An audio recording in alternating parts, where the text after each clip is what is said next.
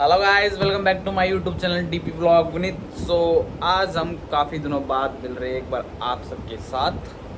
तो सबको पता है कि यार काफ़ी टाइम हो गया। आई थिंक 20-25 दिन हो गए मेरे को। मैं कुछ अपलोड कर नहीं पा रहा हूँ, मेरा कुछ एक्चुअली मन भी नहीं कर रहा है और कुछ डिपार्टमेंटल की तरफ से बहुत ज़्यादा प्रेशर आ रहा है। तो मेरी ड्यूटी पे ड्यूटी अरेंजमेंट पे अरेंजमेंट पा रहे हैं दुनिया भर के। मतलब आज फ्री था तो आज मैंने सोचा कि कुछ किया जाए, तो आज मैं ट्राई कर रहा हूँ कुछ बताने के लिए। तो मेरा जो आज का कंटेंट था वो था कि फैमिली लाइफ, एक पुलिस ऑफिसर की नौकरी ज्वाइन करने के बाद फैमिली की लाइफ कैसी हो जाती है, उस टॉपिक पर आज हम बात करेंगे कि फैमिली लाइफ कैसी होती है। कि जब मैं एक दिल्ली पुलिस में हूँ तो मेरी फैमिली का बैकग्राउंड कैसा हो चुका है, मतलब कैसी लाइफ वो एक्सपेक्ट कर रहे हैं, कैसी वो लाइफ जीना चाहते हैं, मतलब इसी टॉपिक के ऊपर बात करना चाहता हूँ। अब सबको पता था 2020 में हमारे एग्ज़ाम निकले थे, फॉर्म निकले थे, हमने अप्लाई किया था और अप्लीकेबल भी होते हैं उसके लिए, अटैम्प्ट किया था एग्ज़ाम और ऐसे ऐसे प्लान करके हमने सिलेक्शन लिया था। तो 2022 में हमने क्या था कि 2022 में हमने सिलेक्शन ले लिया था, ट्रेनिंग पे चले गए थे। तो मैं अगर अपना बैकग्राउंड बताऊं तो मैंने भाई 12वीं और ग्रेजुएशन के बाद मैंने की थी प्राइवेट नौकरी। मैं बेसिकली गुड़गांव का रहने वाला हूं और मैंने सच बताऊं, मैं कॉल सेंटर में मैंने बहुत ज़्यादा काम किया कॉल सेंटर के अंदर, क्योंकि गुड़गांव हब है बीपीओ सेंटर का। तो कॉल सेंटर के अंदर मैंने काम किया था। तो उसमें मैं ये एक्सपेक्टेशन रखता था कि यार मुझे बस 15,000 सैलरी मिल जाए, 15,000 में तो मैं सिस्टम पाड़ दूँगा। ये एक्सपेक्टेशन रखता था मैं उस टाइम पे कि यार 15,000 मिल जाए। क्यों? क्योंकि उस टाइम पे 12,000, 12,500, 13,000 इतनी सैलरी मिलती थी। तो कोई अगर 15-16 अगर कहीं मिल जाते थे ना तो ये बोलते थे यार तेरी सैलरी बहुत अच्छी है, मतलब प्राइवेट सेक्टर के अंदर। तो 15,000 की नौकरी मैं करता था, उसमें मैं मतलब बहुत ज़्यादा खुश रहता था कि 15,000 की नौकरी मेरे ऑलमोस्ट सारे खर्चे पूरे हो जाते थे। घर पे भी दे देता थोड़ा बहुत जो भी है और अपने भी खर्चे पूरे कर लेता था।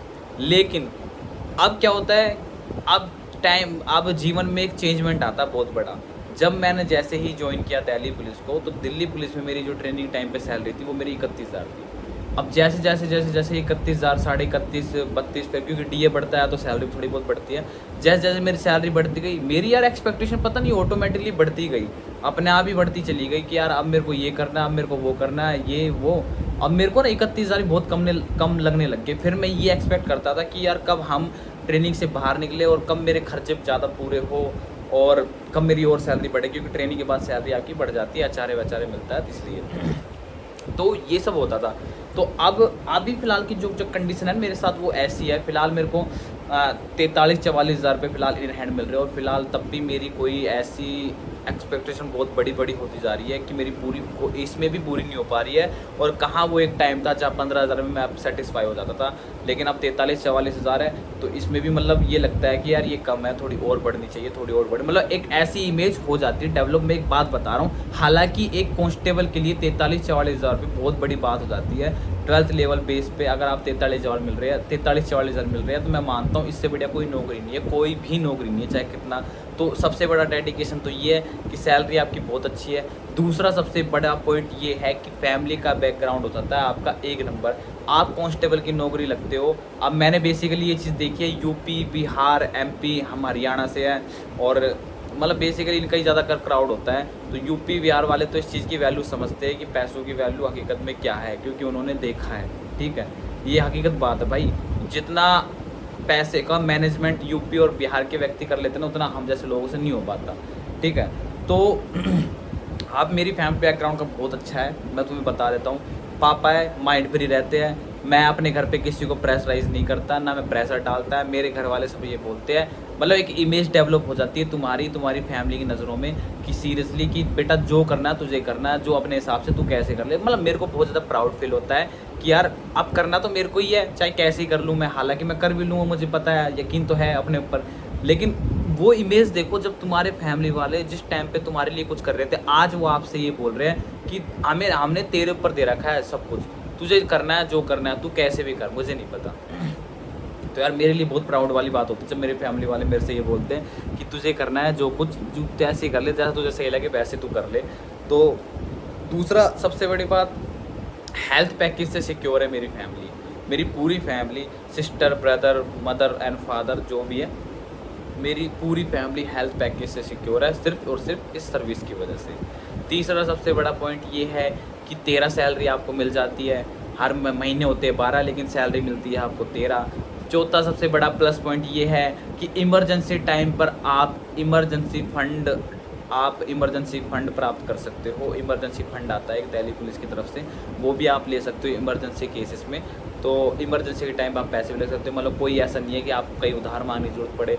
और सबसे बड़ा प्लस पॉइंट ये है कि आपकी लाइफ टर्म इंश्योरेंस से सिक्योर हो। अगर कल को कुछ होता है तो भाई आपका एक्सिस बैंक है, वहाँ से भी सिक्योर हो। और दिल्ली पुलिस फंड की तरफ से भी आपको वेलफेयर जो स्कीम होती है उसकी तरफ से भी काफ़ी फैसिलिटी आपको मिल जाती है, ठीक है। और उसके अलावा अब जैसे दिवाली आ रही है तो दिवाली बोनस के लिए आई एम वेरी रेडी। तो मैं अभी दिवाली बोनस के लिए वेट कर रहा हूँ। दिवाली बोनस आने वाला है तो एक नई किस्त और आने वाली है, तो उस पर बोनस पे कुछ नया सरप्राइज़ आने वाला है, कुछ खरीद कर लेके आएंगे नया। तो मेरी फिलहाल वीडियो ये थी कि मेरा मेन बताने की बात ये थी कि ये नौकरी जो है, हम जो लोग नौकरी कर रहे हैं फ़िलहाल बहुत अच्छी है, इससे ऊपर बढ़ना चाहिए। लेकिन मैं ये मानता हूँ अगर आप 12th लेवल पे कोई नौकरी कर रहे हो तो दिल्ली पुलिस से बढ़िया कोई नौकरी नहीं है कांस्टेबल की 12th बेसिस पे। इससे ऊपर बढ़ रहे हो तो मच बेटर है, आप करो, अच्छे से तैयारी करो। बट अगर कांस्टेबल भी हो तो चंगा है, मतलब मेरा कहने का मतलब ये है। तो 43-44 हज़ार मिल रहे हैं भाई, बहुत अच्छी बात है। अपने आप मैं ये कहता हूँ भाई सिलेक्शन ले लो, बहुत अच्छी लाइफ हो जाएगी आपकी, बहुत ज़्यादा अच्छी लाइफ होगी। बहुत सारे ऐसे भी है यार जो मतलब जो डेली जाते हैं मेहनत पे, डेली 200-300 की दिहाड़ी कमा के लेके आते हैं और फिर आके उनके माता पिता पढ़ाते हैं और फिर वो बच्चे पढ़ता भी, तो उनके लिए बहुत बड़ी नौकरी है, बहुत ज़्यादा बड़ी नौकरी है। मैं कह रहा हूँ इससे बढ़िया कोई भी नौकरी नहीं है। तो भाई इस नौकरी की वैल्यू समझो मेरे सारे भाइयों। आपका भाई हमेशा आपके साथ है, कभी भी किसी चीज़ की ज़रूरत पड़े तो भाई बेझिझक होकर मैसेज कर दिया करो, ठीक है। मेरे पे टाइम होता था मैं मैसेज कर लेता हूँ, लेकिन वाहियात क्वेश्चन मत किया करो।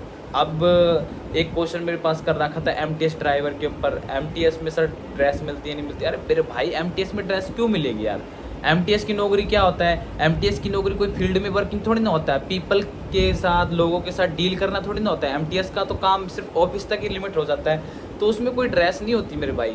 उसमें तो आप सिविल में आओ, अपना काम करो और अपने घर जाओ, सैटरडे संडे ऑफ मिल जाता है। इससे बढ़िया क्या है? एमटीएस में तो मेरे को छुट्टी का सबसे बढ़िया अच्छा लगता है। तो फिलहाल की वीडियो इतनी अच्छी थी तो आज के लिए ठीक है। नेक्स्ट वीडियो में मिलते हैं, एमटीएस के ही ऊपर मिलते हैं नेक्स्ट वीडियो में। तो अभी के लिए जय हिंद, जय भारत, टेक केयर।